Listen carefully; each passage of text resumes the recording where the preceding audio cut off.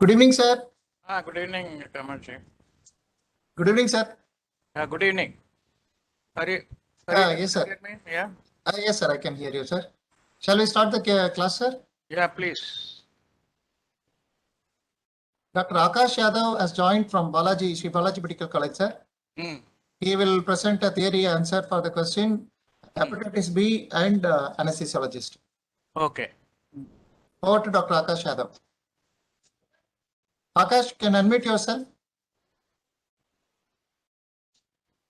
Good evening, sir. I will try to share my images.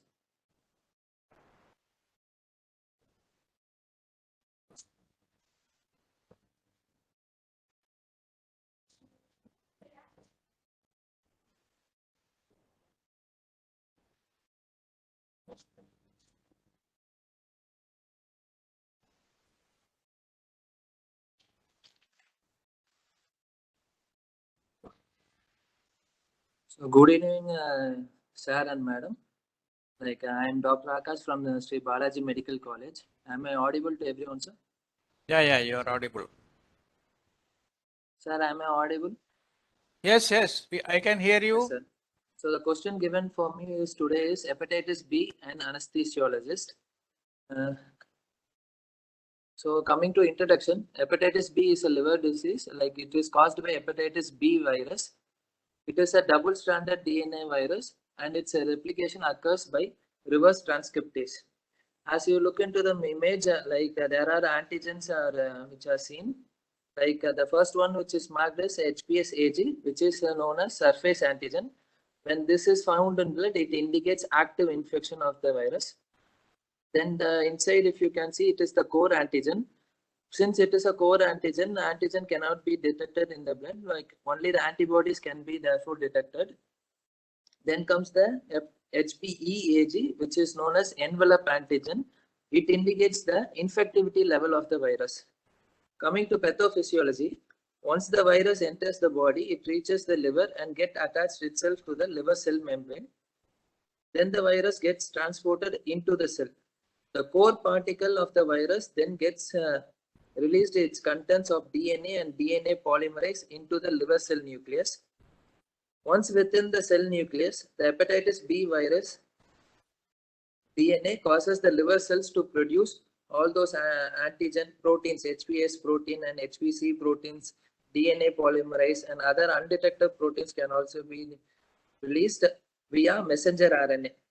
Through this DNA polymerase causes the liver cells to make copies of the HPV, which is Hepatitis B virus, from messenger RNA.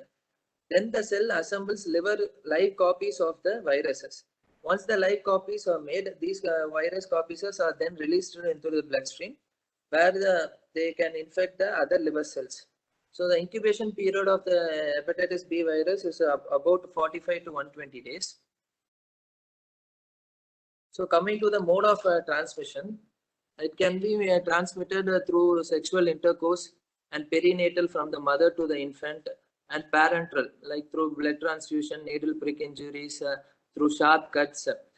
How the anesthesiologist will get exposed to the Hepatitis B virus while performing mostly invasive procedures such as arterial line, central catheters, spinal, while giving spinal anesthesia, and regional blocks by accidental pricking ourselves, or by getting exposed to the blood and blood products or other secretions of the patients.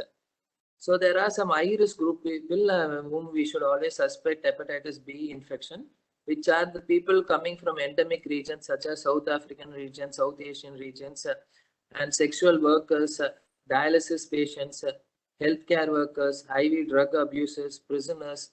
All these patients comes under high-risk groups. So proper investigation should be done for them in pre-op itself. Coming to diagnosis, we can diagnose the antigen and antibody for the viruses, through which we can find out the level of infectivity and the stage of infection. So once the surface antigen, which is HPS-AG, is found in the blood, it is a general marker for infection. Once the antibody is produced against the surface antigen, which indicates that there is a recovery from the infection, and immunity has developed for the HPV infection. HBC, which is the core antigen, which forms antibodies. Antibodies are formed against it. These antibodies are of two types, IgM and IgG. In case of IgM, it is a marker for acute infection. In IgG, it is a marker for chronic infection. The envelope antigen, which is HPE antigen, it indicates the active replication of the virus and therefore infectiveness, which is the level of infectivity. So once the antibody is produced against this antigen, the virus no longer is replicating. There is one more thing called also known as HBV DNA, which is also indicative of active replication, but it is more accurate than HPV antigen, especially in case of escape mutants. Coming to the clinical features, how the patient will present if they are getting exposed to acute HPV virus, there will be acute infection, which leads into fever, fatigue, loss of appetite, nausea, vomiting, and jaundice. So it can be split into three phases, like pre-icteric phase, icteric phase, and post-icteric phase. In pre-icteric phase, the patient will feel tired, anorexia, vague abdominal discomfort is seen, nausea, vomiting is seen, and sometimes rash is also present. In icteric phase, this phase starts after 10 days of initial symptoms, where the patient will have dark urine, pale stools, yellowish discoloration of the mucous membrane. In this stage, the bilirubin level exceeds 20 to 40 milligrams per deciliter, and there will be also hepatosplenomegaly seen in this phase. In post-icteric phase, the patient will be completely recovered from symptoms. The anti-HBe immunoglobulins are produced, such as IgM and IgG are formed at this stage, and there will be transient presence of antigens, for surface antigen, envelope antigens are there. And these antigens are present for 6 months. When these antigens are present for more than 6 months, then it is known as chronic hepatitis patients. In chronic hepatitis, it has two stages. 70% of the people will develop chronic persistent hepatitis, and 30% will develop chronic active hepatitis. So what are the clinical outcomes of this hepatitis is, 90% of the patients will have complete resolution, and 1% of the patient will have fulminant hepatitis, that is very severe liver disease, and the patient will die soon. And in HPSAG, antigen is positive for more than 6 months, and it can lead into 4 stages, such as 50% of these patients can also be completely recovered, or some will be like asymptomatic carriers, and some will be chronic persistent hepatitis. Others will be like chronic active hepatitis. These chronic persistent and chronic active hepatitis, these patients will land up mostly in hepatocellular carcinoma, cirrhosis of the liver, and extrahepatic diseases such as polyarthritis nodosum and glomerulonephritis. So there is no active treatment for hepatitis. So one thing we can do is prevent ourselves from getting exposed. By prevention, by following universal precautions is the most common way by get to ourselves protected. So what are the universal precautions? Like wearing gloves. Usually double glove is recommended. Wearing use and throw aprons. Wearing goggles and face shields to prevent ourselves from blood splashes and other secretion splashes. Then washing hands regularly after contact with the body fluids or blood, or while before entering the OT also. Avoid recapping of the used needles. So proper use and throw needles can be used. Use and throw vials are used. Single dose vials and ampoules are used. And a proper disposal of the sharps and needles in puncture-resistant containers is recommended. The number of persons inside the OT is also limited to prevent the exposure for others. Then the floors and walls of the OT should be washed with hypochlorite detergents. The instruments which are used for the surgeries are usually disinfected by soaking them in 10% formalin solution for a minimum of 3 hours. Usually overnight is done, and then they are washed and sent for autoclaving. So all workers should be properly educated about their self-care and handling instruments and equipments. So once the healthcare worker or OT staffs and nurses are getting exposed for the virus, they should be properly reported and appropriate treatment is given, and appropriate records should be maintained. So coming to post-exposure prophylaxis, once the anesthesiologists or surgeons or whoever get exposed, their wound should be allowed to bleed freely and cleanse with soap and water. Then basic dressing is then done, and hepatitis B vaccine is administered to prevent acute infection. And sometimes when the exposed patient is like highly infective, hepatitis B immunoglobulins are started within 72 hours. Coming to immunization schedule, which is included in universal immunization also. In infants, it is given at birth at 1 month and 6 months. In adults, it is like at 0 month, like starting dose is 0, and first month and 6 months.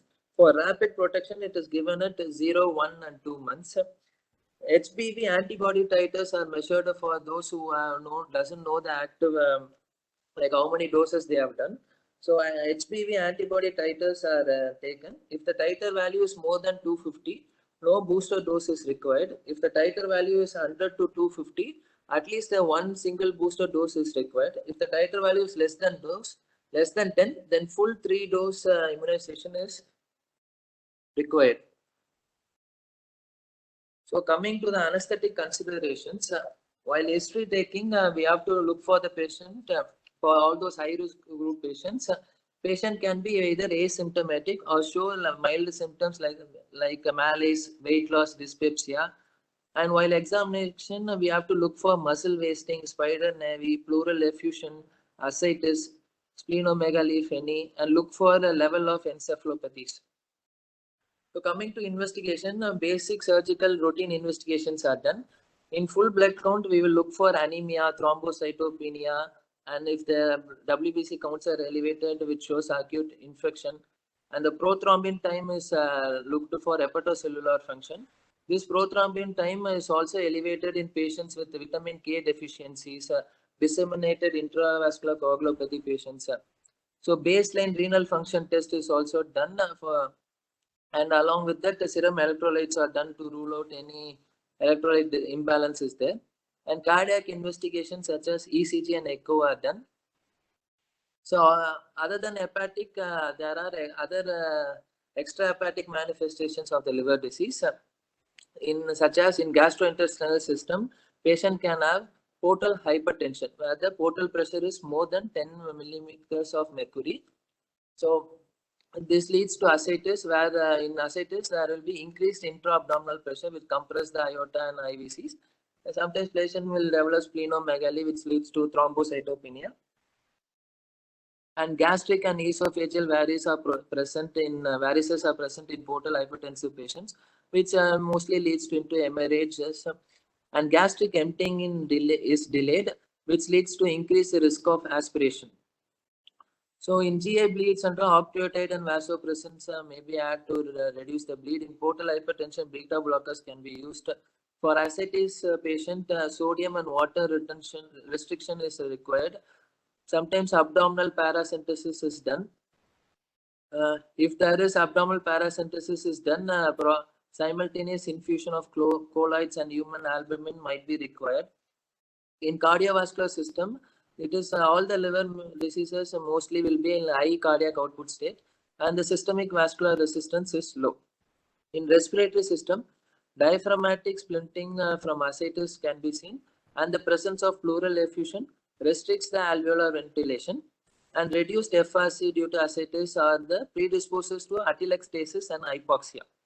Sometimes portopulmonary hypertension can also occur. In hematological, due to hypersplenism, splenomegaly, there will be induced hemolysis and anemia can occur. The clotting factors might be reduced due to hepatic failure, results in coagulopathy, particularly affecting the vitamin K dependent factors, which are factor 2, 7, 9, and 10. Coming to renal and metabolic, secondary hyperaldosterone leads to water retention and hyponatremia. For ascites patient, loop diuretics can be used to treat ascites and edema. And Spironolactone can also be used, which leads to hyperkalemia. So proper potassium values should be measured. In central nervous system, hepatosplenomegaly can also be there, looked for. And if hepatosplenomegaly is there, it should be graded. Grade 0 is where the patient alert and oriented. Grade 1 is where the patient is drowsy but oriented to time, place. In grade 2 is where the patient is drowsy and disoriented. Grade 3 is where agitated and aggressive patients. Unresponsible to deep vein are the grade 4 patients. In pre-op preparation, how we will prepare the patient in pre-op is to restore and maintain euvolemic state, restore electrolyte imbalance if any, maintain normal glucose level, correct coagulopathies if through FFP and platelets transfusion, use vitamin K according to lab test, optimize the patient neurologic, nutritional and medical status. If the ascites is massive, abdominal paracentesis or diuretics can be given. Prevent hepatorenal syndrome by avoiding dehydration and nephrotoxic ducts.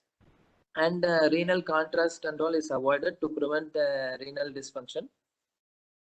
And then coming to conduct of anesthesia. So mostly elective surgery should be only be considered in well-compensated chronic liver disease patients. In case of emergency, urgent optimization is mandatory and include attention to intravascular volume status, coagulation function, neurological assessments, and screening for infection is all done. Specific blood component therapy should be considered. If the prothrombin time is more than 1.5 times, then FFP can be transfused. And if the platelet values is less than 50,000, then platelet transfusion can be done. Coming to pre-medication, sedative pre-medication should be avoided as it may precipitate in encephalopathies. Coming to induction, choice of induction agents, thiopentone use should be minimal as there will be decreased plasma proteins and so that the thiopentone there will be increased unbound fraction of free proteins. So there will be increased duration of action for thiopentones. So any IV induction can be used, but it should be used at conscious level and dosage. Coming to neuromuscular blockers of choice, due to liver dysfunction, there will be decreased pseudocholinesterase. So succinylcholine should be used at cautiously. It can be used at single time, and Vacronium and Rocronium have increased duration of action. So ideal choice will be atracurium or cis-atracurium for hepatitis patients. Choice of opioids, fentanyl can be used ideally at lower doses. At increased dose of fentanyl also, it leads to accumulation of fentanyl. So remifentanil is ideally suited because it metabolites in the tissue and red cell esterases. In case of morphine, it is eliminated slowly because of most of the patient will be like in cirrhotic patients, there will be decreased hepatic blood flow and excretion ratio. So in case of a patient associated with renal dysfunction, the active metabolite of morphine, which is a morphine 6 glucuronidase, is also not excreted. So there will be active metabolite. Coming to the choice of volatile, all volatile agents reduce cardiac output and mean arterial pressure, which reduces the hepatic blood flow. So desflurane is the ideal choice for hepatitis, like all liver disease patients, as it does not affect the hepatic blood flow and cardiac output. So ideally, the goal of the intraoperative management is to maintain adequate hepatic blood flow and oxygenation. Coming to postoperative pain management, patient-controlled analgesia using fentanyl is well tolerated, and we can go for regional analgesia such as tap blocks and specific blocks for the surgeries, which helps in useful reducing the systemic analgesics. Thank you. Welcome. Can you show your face? Your camera is on. Sir, I can't hear you. Can you start your video? The sir wants to see your face. Okay, sir. Okay. Are you a, Good evening, sir. can you hear me now? Am I audible? Like less audible, sir. Less audible. Kamachi, is it less audible? No, sir, it's very clear, sir. He I'll has to try to increase his connect with volume. other phones. Maybe, I don't know. He's using his mobile, I think. Okay. Are you Unmute his mic. a primary candidate or are you a post DA? I was asking whether you are direct MD or DA and now doing MD. Sir, now only doing MD, sir, second year. Okay, MD second year, sir. okay. He's MD second year student, sir, direct student, sir, not post DA. Okay. You have given an exhaustive answer for a question which was previously. You can close your video. You can close your video, Akash. Sir. Sorry, sir, I couldn't hear you. No, you can close your screen. You Yes. can stop sharing. Sure, sir.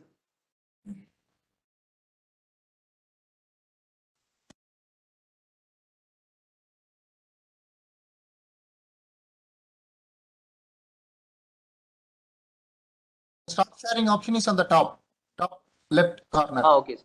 Thank you. Okay, right. All others are able to hear me? Any Yes, sir. problem with my audio? Other students are able to hear me? Yes, sir. Okay, right. So this question is actually hepatitis B and anesthesiologist. Okay.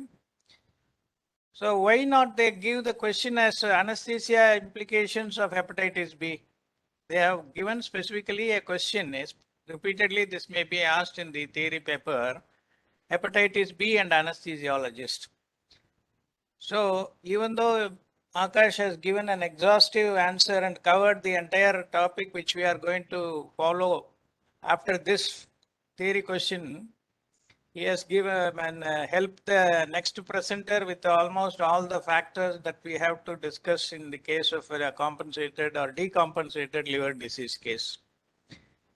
So when you have so much of points to write in the theory paper, two things you have to remember. One is time, which I have been telling from the very beginning, that time management is very important for completing the questions in all the papers. So even if you leave out one question, that may be the troublesome thing that can happen between success and failure. So time management is very, very important. And the second thing is presentation. You should organize your answer in such a way that the examiner should be able to, at the very cursory look of the answer paper, he should get the impression that you have understood the subject and you are presenting it in a very lucid and fluent way. Okay? So for this question, actually these questions were previously asked as the needle stick injury and its management and protocol. Because in the Western countries, any injury happening to the healthcare professionals by way of a needle prick or a sharp object injuring the person is considered as a very, very dangerous health hazard to the health professionals. Because you do not know whether the patient is a healthy patient or he is harboring some virus as a carrier, and he can transmit the disease to the healthcare professionals. And this was very evident when the HIV infections were rampant and were spreading like mad, just like our COVID. Once upon a time, the healthcare professionals and the medical fraternity were very much afraid about the HIV, human immunodeficiency virus infection, which was affecting many innocent people, including Arthur Ashe, the famous tennis player of USA. He was affected by HIV because he had to undergo a surgery, had a blood transfusion, and that blood contained the HIV virus and he was infected. So that was the eye opener for all the medical people to think of methods to avoid this particular problem of transmission of occult virus infections. The three common, very life-threatening infections were, one is HIV, the second is hepatitis C, third is hepatitis B. Among the three, hepatitis B tops the percentage. It is almost 30% transmission happens with hepatitis B, 9% with hepatitis C, and HIV has now very much reduced. So when the question is asked as hepatitis B and anesthesiologist, you can divide the answer into two components. One is personal hazard to the anesthesiologist. Second is anesthesiologist managing a patient who has been inflicted with hepatitis B. So if you segregate or divide the answer into these two components, your presentation will look more elegant, and you can say all these points, whatever you have written in exhausted nature, by dividing them into two nice headings and then describe the whole thing. Okay. So you have covered almost all the points, and I'll just make it a more easy, understandable visual presentation. Kamachi, can I share my screen? Yes, please, sir. Yes, please, sir.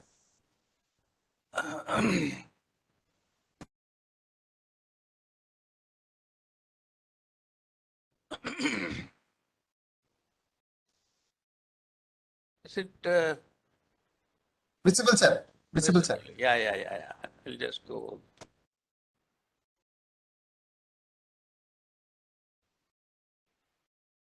So this is the presentation I would like to go. Akash Yadav had almost completely covered all the points, but this presentation I think will make it a little more easier for the students to understand. So there are different types of hepatitis viruses which can affect the human beings. They are all labeled alphabetically, A, B, C, D, E, F, G, like that.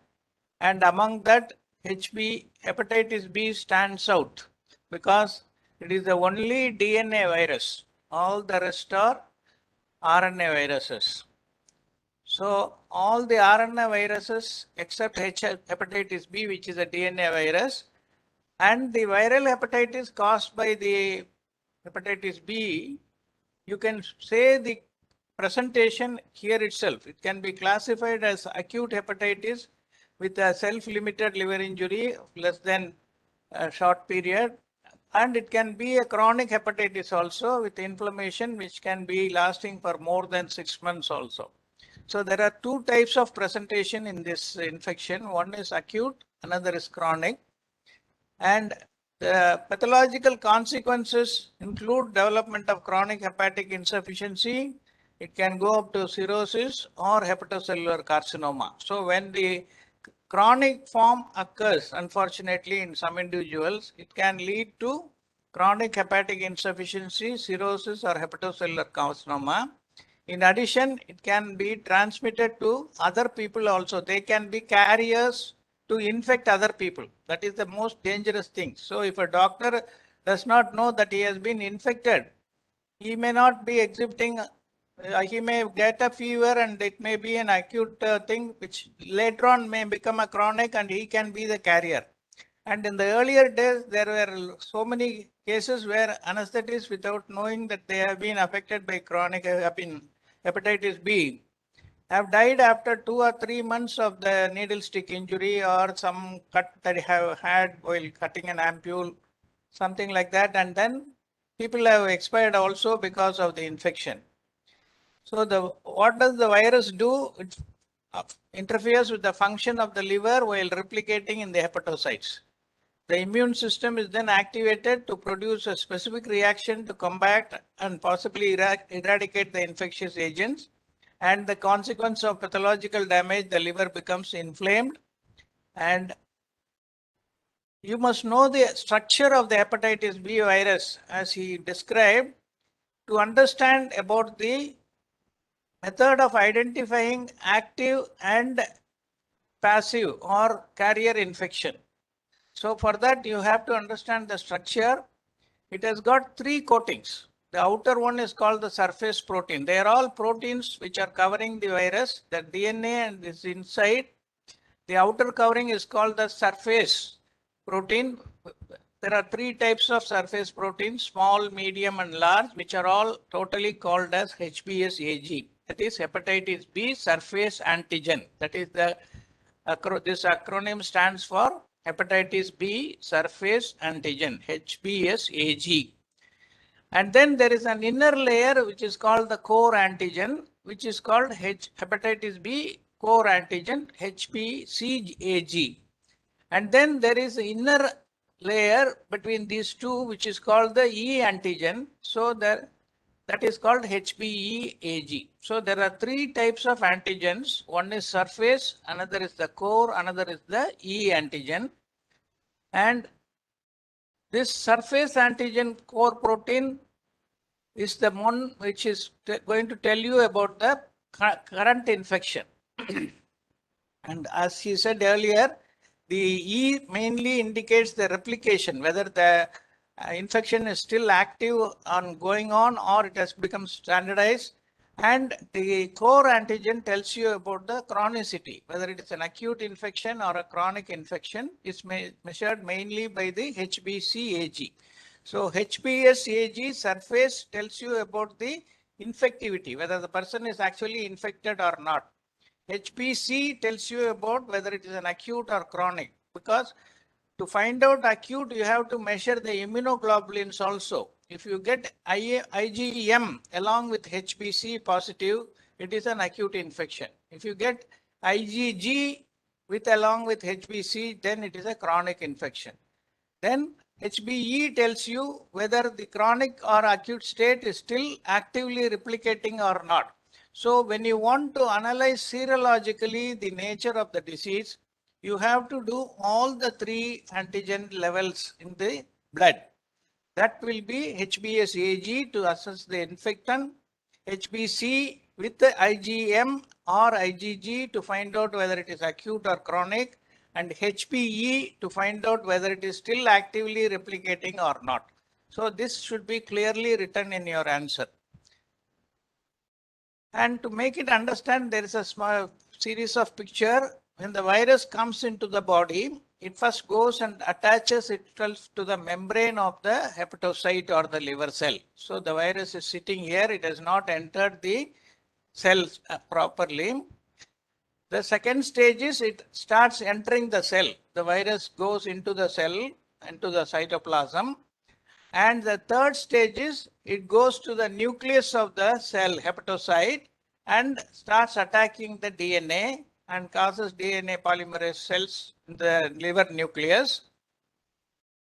And once with the cell nucleus, hepatitis B DNA causes liver cell to produce more DNA via the RNA, and more proteins are produced there. And then this DNA polymerases causes the liver cell to make copies of hepatitis B. So the virus starts replicating inside the nucleus of the hepatocytes. And then once the number increases, they will start coming out into from the cytoplasm into the blood. Before coming into the blood, there are a lot of excess proteins that are produced. The core protein, the surface proteins, they are all produced more than what is required. And this excess number stick together to produce what is called the ground glass appearance in the blood sample seen under microscope. So when you see a histological feature of that, supposing you do a liver biopsy and see, you will be able to see a ground glass appearance because of the excess proteins that are there. So the multiplicated virus, what happens is it comes into the bloodstream, released from the cell membrane, and then goes into attack the other. So from one hepatocyte, it goes on affecting the other adjacent cells. So this picture tells you the entire story. The first virus, this is the hepatic cell. So you can draw a picture and easily describe that. So the virus is there, it is entering the cell. Then once it enters the cell, the surface coat is removed, the core antigen, core protein is alone going. And from there, the DNA of the virus is also released.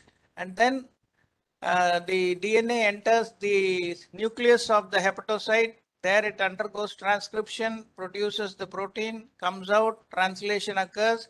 and then it starts replicating and then gets all the code and then comes with as a new form in multiple. This is only one representation to make the picture clear, but there will be thousands of virus will be replicated here, and they will start coming out into the bloodstream of the within the liver and start affecting the adjacent cells.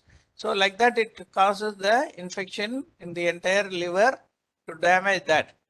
And as he rightly said, the hepatitis B, earlier it was thought it is only by needle or parenteral route it will go. But now it has been proved that it can be transmitted by sexual contact, especially more in homosexuals, and it can go by parenteral route, especially by the needle or by sharp injuries, or it can be transmitted from mother to the baby, and the neonatal babies are somehow not going to be affected by the disease, but they will be carriers for their life.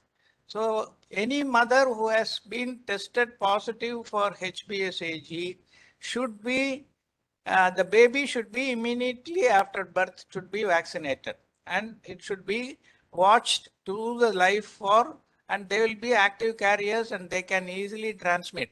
And all those gynecologists who are handling such babies they are potential candidates for or the anesthetist who is going to do a neonatal resuscitation if the baby is born. He is a candidate who can easily get that.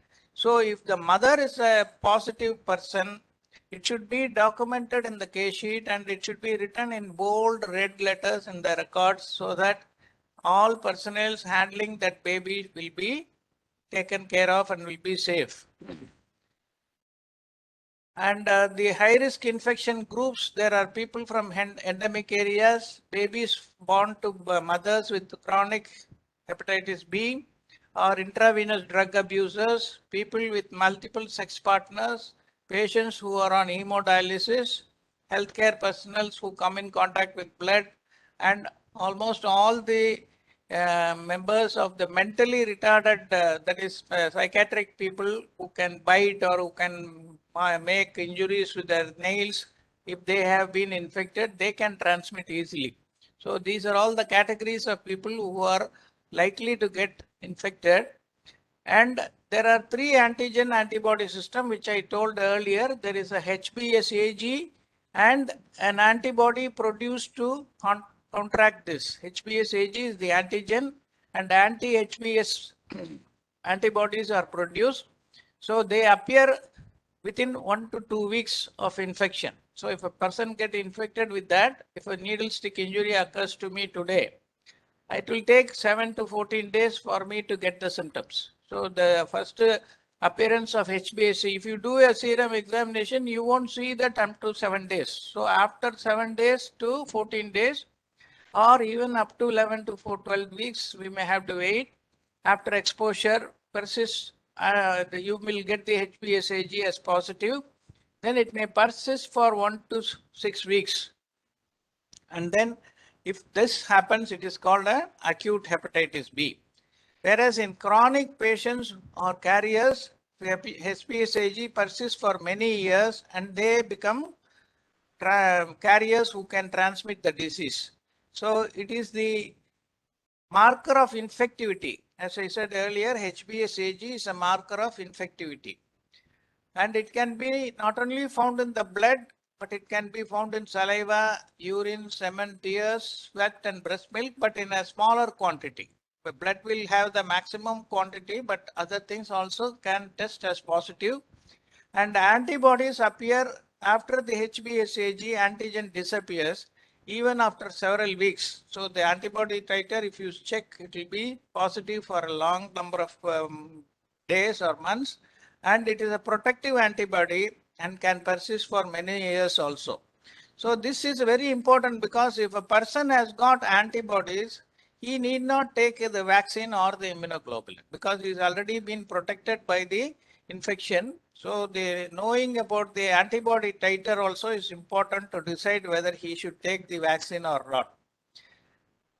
Now coming to the second one, core antigen, and there is an antibody produced for that also, which can be found in the nuclei of liver cells and not in the free serum. So you have to do only a liver biopsy to find this, and it's a marker of replication of hepatitis B, and the stage, if it is anti-HBC along with IgM is a marker of acute infection, and with IgG it is a marker of one's exposure, past infection or a high titer of low level replication.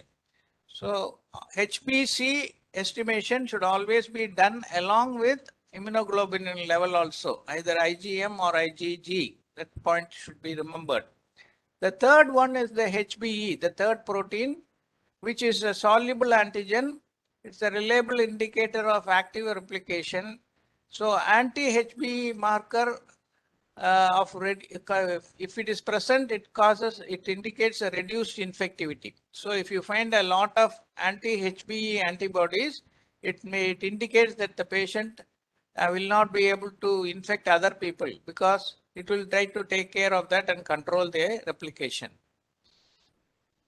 Now, what will be the symptoms if one gets infected or injured with a needle, and then somehow it has been transmitted to them?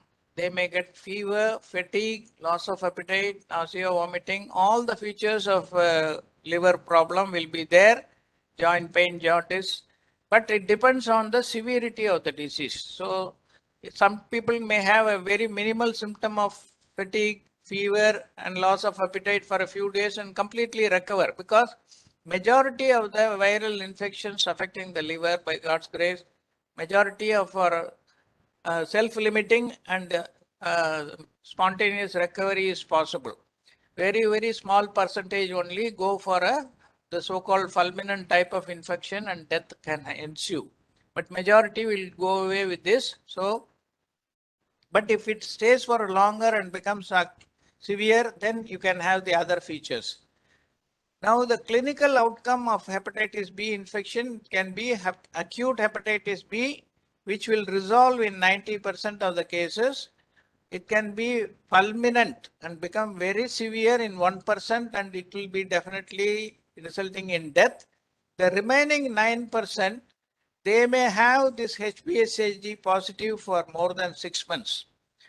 And in this category, the 9% category which harbor the HBsAg antigen, 50% they will recover completely and they will become negative. And many of them will be asymptomatic and they will be carriers. So their blood will have a positive HBsAg, but patient will be totally asymptomatic. And another few percentage can be chronic persistent hepatitis may be there, where there will be some loss of appetite, nausea and all that thing, but other than that, they may not have much of a feature. And another small percentage can become chronic active hepatitis. They will be having a mild jaundice all the time. They will be having some edema, some abdominal distension. All features of moderate decompensation will be still there. These two categories where chronic hepatitis happens in a very small, without much of symptoms, and another one where there is an active hepatitis going on. These are the categories who can go for cirrhosis or hepatocellular carcinoma. Normally, hepatocellular carcinoma is associated with HB C virus infection, but some percentage of B also can result in hepatic cellular carcinoma and cirrhosis, or as he said, extrahepatic diseases like polyarteritis nodosa or glomerulonephritis. So this is the progress and presentation of acute hepatitis if it gets infected with a person who gets an injury. Now, how do you diagnose this disease? First, you must try to assess the HBsAg in the blood, which is the general marker of infection. This can be tested from your blood sample. And HBsAg used to document every recovery as well as immunity to HPV infection. For that also it is important. Now, if you get anti-HBsAg IgM, it is a marker of acute infection. If you get HPC with IgG, it is a past or chronic infection. And HBeAg indicates active replication of virus, therefore infectiveness. So these are the 5 categories you should know: HBsAg, anti-HBsC IgM, so HBc IgG. And so measurement of anti-HBc without IgM or IgG is useless. So you must always do both to find out the whether it is acute or chronic. And anti-HBe virus no longer replicating. If you have a antibody for HBe, that means virus is there but not replicating.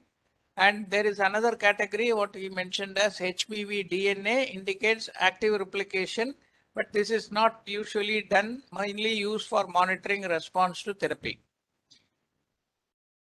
Now coming to the definition of what is needle stick injury. A needle stick injury is a percutaneous piercing wound, typically set by the needle point, but possibly also by other sharp instruments and objects. So it always need not be only with the needle. It can be by a scalpel, it can be by a suture needle, especially as an intensivist.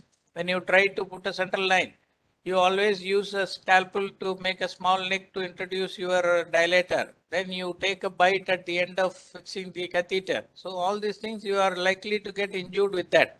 So that also is called as needle stick injury. So it need not be always the real hypodermic needle.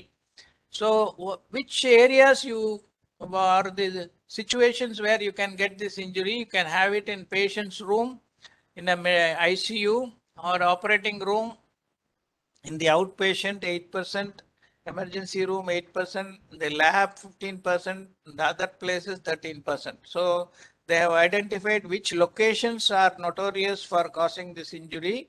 So mostly ICUs and operating room top the list. So as anesthesiologists, we are more prone to get injured in these 2 areas where we work commonly. And what devices are causing this? So disposable syringes 30%, suture needles 20%, winged steel needles 12%, intravenous catheter stillet 5%, phlebotomy needles 3%, and scalpels 8%. So that is also all the sharp objects are given. And when do sharp injuries occur? Majority of them occur when you use a disposable needle, either when opening or when you throw it away. Especially after use, when you try to recap it, that is the time most of us get injured with that.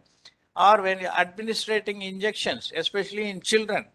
When you want to give a IM pre-medication, say with glycopyrrolate before ketamine, you go take it at a 2-year or 3-year-old child, which is frightened. And when you try to go and inject, the child will be struggling and trying to jump. And instead of poking the baby, sometimes you poke yourself and get injured. Or when you draw blood, sometimes you can get injured, or recap the needles, handle trash and dirty linens. Sometimes the needle may be hidden underneath the trash and you will get injured. And once the management of needle stick injury, first don't panic. Don't put your finger in the mouth or squeeze the wound to bleed it. This is a very important thing. Majority of us, they say let out the blood and all the poison will go out. That is the village thinking, So whenever you get injured, you can flush out all the dirt or the infection. That should never be done. Don't put your finger in the mouth or try to squeeze the wound to bleed it. Immediately wash it with water and soap and rinse it nicely. Do not use any chlorine, alcohol, betadine, iodine, or any antiseptic. Do not use any of them. And what are the steps to follow when you are occupationally exposed to that? Remain calm, dispose sharp appropriately. First aid is only washing and irrigating the site. Report to the appropriate authority. This is a very, very important thing which is never done in our institutions. Once you get hurt, you just either squeeze it out and do this finger, put your finger in the mouth and walk away. We never report. So we don't know how many of us are be the carriers or harboring this problem in us. So whereas in the Western countries, if this happens, you have to report to the authority and get evaluated for post-exposure prophylaxis. This is very, very important. And get a baseline testing for these three viruses, HIV, hepatitis C and hepatitis B. All the three should be tested. And post-exposure prophylaxis should be started within 2 hours of exposure. This timing is very, very important. And if at all you miss that, within the next 3 days, you should get tested for these three viruses. And the post-exposure prophylaxis must be taken at least for 4 weeks, follow-up for HIV testing at 6 weeks, 3 months and 6 months. And you must go for follow-up counseling and care. If the person getting injured is a lady, if they are pregnant or breastfeeding, they should inform the concerned authorities. That's very, very important. Then how do you manage? Of course, again, this is a repetition. Wash the wound with soap and water. Flush exposed membrane. If it is supposing you get by mucous membrane injury or an open wound, if it is splashing into the eyes or mouth, rinse all these things with water or saline or sterile eye irrigants. Do not use any other liquid. The do's and don'ts for occupational exposure: remove gloves if appropriate, wash the exposed site, irrigate with water and soap only, and do not panic, do not put your finger, again this is a repetition, do not use any antiseptic. Now, what are the precautions you should take? You must take the barrier protection, hand washing, safe techniques should be there, and sharp items should be handled with care, and all the used items should be disposed properly with in the manner. Nowadays, you know, disposal of the waste is a question that is asked. You get color-coded bins where you have to discard sharp items, linens, plastic separately, the cotton separately, like that. So that is also one of the questions that is commonly asked: disposal or waste management. And one method of avoiding this injury while recapping is one-handed scoop technique, where you keep the cap on the trolley or the table and try to insert the needle from here, lift it up so that it comes to almost to the hub area, and then try to pull it and cover it. So this is called the one-handed. This is much more safer than using 2 hands to recap the needle. And immediate management, you have to report to the casualty medical officer. That is the person who is in charge most of the time, or promptly notify the superior. Then there is always a needle stick injury form. In many hospitals in the Western countries, you have this form which you have to fill up and submit so that they can have a statistics of how many people are getting infected, and check them and find out whether they are carriers and avoid them or give them treatment so that they will not pass on the disease to other people. So post-exposure prophylaxis by definition refers to the comprehensive management given to minimize the risk of infection following potential exposure to bloodborne pathogens like HIV, HBV and HCV. This also includes counseling, risk assessment in the person who got injured, relevant laboratory investigations which have to be done based on the informed consent. Then you must give first aid, and depending upon the risk assessment, you must give the antiviral treatment. Some news about vaccination. When do you do the vaccination in healthcare? The good news is those who have been vaccinated, the vaccine offers virtually complete protection. So if a person is vaccinated well before they become anesthesiologist or a medical practitioner, they are well protected against the hepatitis B. And all hepatitis healthcare workers should be vaccinated to give this protection. And the government was trying to do that some years ago, but that scheme was somehow stopped. So all of you who are not vaccinated, please make sure that you get vaccinated so that you will be protected for lifelong.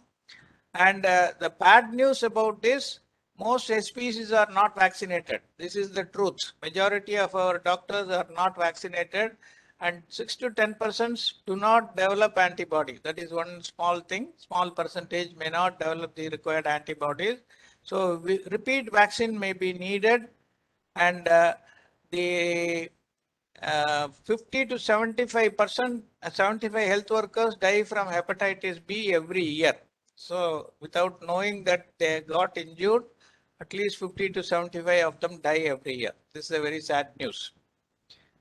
So when a person gets exposed or gets injured with hepatitis B, first thing is you must see whether the injured person has been vaccinated or not vaccinated. That is the first and foremost thing you must check. If they are vaccinated, test for the Hpv antibody in their blood. If it is more than 10 international units per ml, there is no need for additional treatment. Okay, so if their antibody level is good, that means they don't require vaccine or immunoglobulin. These are the two things that have to be decided. Whereas if the antibody level is less than 10, then patient has, if there is no HPSAG negative, or if there is an unknown source, give them only a booster dose. Okay. On the contrary, if the patient is HPSAG positive, then you have to give them booster dose, complete the vaccination series, and also give them immunoglobulin. So lesser antibody level, positive HPSAG, all the three, either if they have been already vaccinated, give only the booster. If they have never been vaccinated, give them all the series of minimum 3 injections have to be given, and those 3 to be completed along with the immunoglobulin also to be given. On the contrary, if the patient has never had a vaccine and he gets a needle stick injury, immediately give the vaccine along with the immunoglobulin. So this is the, within 7 days, you have to get the first dose of vaccine along with immunoglobulin, which is also given as IM. Both are given only by intramuscular route. So for unvaccinated people, both vaccine and immunoglobulin. Vaccinated people, if antibody is good, no need of any treatment. If the antibody is less, if they are HPSAG negative, only booster. If there is no unknown source, again only booster. Or if they have never had any vaccine, the only booster, or if they have partially completed the course, complete the full series.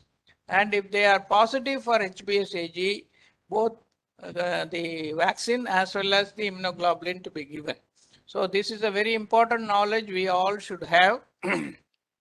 So in future, if anybody gets a needle stick injury, first ask the question, have you had HPSAG vaccination? If they had the vaccine, test for the antibody level. The antibody level is good, no need to worry, no need for further treatment. All the other things will happen only these two.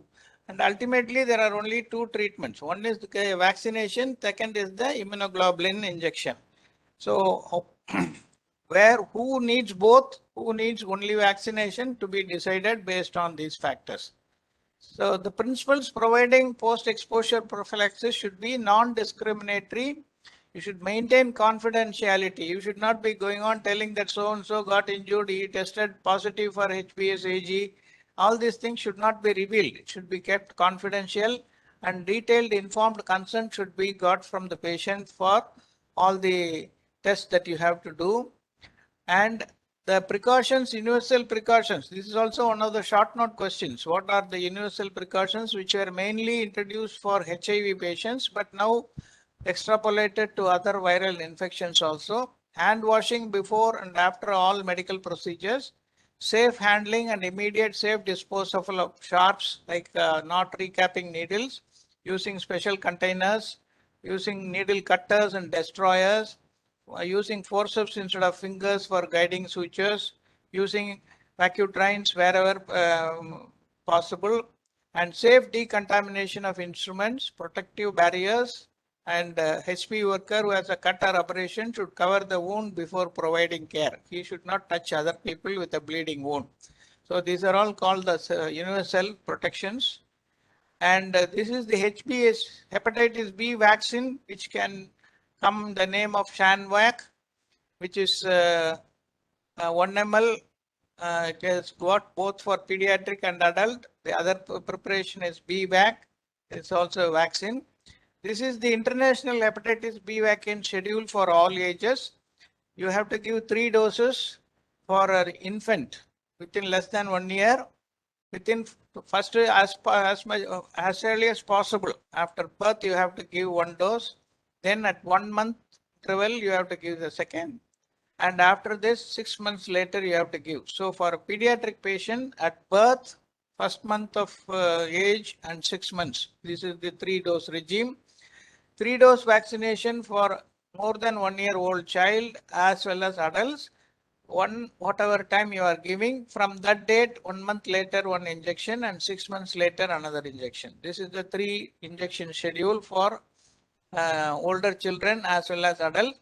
And there is a 4-dose combination also, which is given at birth for children, 6 weeks of age, 10 weeks of age, and 14 weeks of age. This is mostly for infants. So that is not for an adult. And this is the hepatitis immunoglobulin, which is also available as a 100 international unit in 1 ml, which should be given only intramuscular use. So there nothing is given intravenous. All things are given only intramuscular. And this is the format of the report form, where when the date of incident, time of incident, name of the exposed healthcare worker, potentially infectious material, what type, whether blood or other things, source, needle, sharp instruments, bleeding wound, route of exposure, needle with contaminated, yes or no, piercing the skin. So all these things, whether blood was flowing from that to other people, all these questions are there. And each hospital has got their own type of format. So it will not be the same in all the institutions. So each one have their own format, which must be sent within 6 hours of the injury to start the treatment. And patients already infected with HPV who come for any treatment, their status that they are HBsAg positive should be notified boldly in the case records, and all healthcare professors should be, healthcare people should be cautioned about this. So this is a very important warning which should be given to all healthcare workers, right from the stretcher bearers to sisters and other attenders, non-medical attenders. Everybody should be aware that a patient who has already been infected is a carrier. They should be guarded and they should be able to tend to that. So this is only about the first part of that question, where you mention about the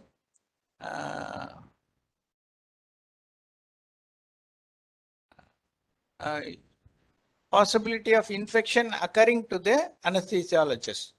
As he has described, the second half can be the role of anesthesiologist in the management of a patient who has already been infected and who has come for some treatment or surgery. There you can describe all the problems of a liver patient depending upon the severity, whether because if a person is in an acute hepatitis stage, we would not like to operate on them unless it is a life-threatening emergency like a trauma or a, say, appendicitis. Then, pardon? Are you able to hear? Yes, sir. Yes, sir. Okay. Rajesh has logged in, sir. Rajesh? Okay.